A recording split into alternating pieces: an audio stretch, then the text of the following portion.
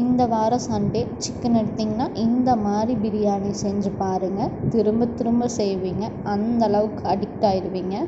இதுக்கு ஒரு குக்கரில் 4 டேபிள் ஸ்பூன் எண்ணெய், 1 டேபிள் ஸ்பூன் நெய் ஊற்றிட்டு நல்லா உருகுனதும் பட்டை, கிராம்பு, ஏலக்காய், ஒரு அன்னாச்சி பூ, ஒரு பிரியாணி இலை போட்டு பொரிஞ்சதும் 3 பெரிய வெங்காயம், 2 பச்சை மிளகா, ஒரு கைப்பிடி அளவுக்கு புதினா கொத்தமல்லி தழை போட்டு நல்லா வதக்குங்க. கோல்டன் ப்ரௌன் கலர் வந்ததும் 2 ஸ்பூன் இஞ்சி பூண்டு பேஸ்ட் போட்டு வதக்கிட்டு, இது கூடயே நான் இன்றைக்கி 2 தக்காளி எடுத்திருக்கேன், அதையும் போட்டு அது கூடயே கொஞ்சோண்டு கொத்தமல்லி புதினா போட்டு நல்லா வதக்குங்க. வதங்கி வந்ததும் இது கூடயே நம்ம அரைச்சி வச்சுருக்கிற பிரியாணி மசாலா நான் டிஸ்கிரிப்ஷனில் கொடுக்குறேன்.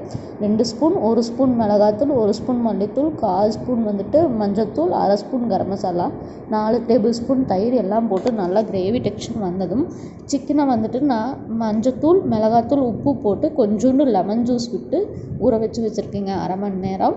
அதையும் இது கூட போட்டு நல்லா வதக்கிக்கலாம். சிக்கன் நல்லா எண்ணெய் திரிஞ்சு ஒரு 10 நிமிஷம் அந்த கிரேவியோடு வதங்கினாதாங்க சாப்பிட்றதுக்கு நல்லாயிருக்கும்.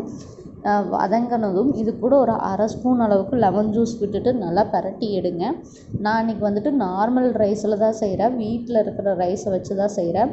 2 டம்ளர் அரிசிக்கு 5 டம்ளர் தண்ணிங்க, எல்லாம் போட்டு நல்லா மிக்ஸ் பண்ணிக்கோங்க.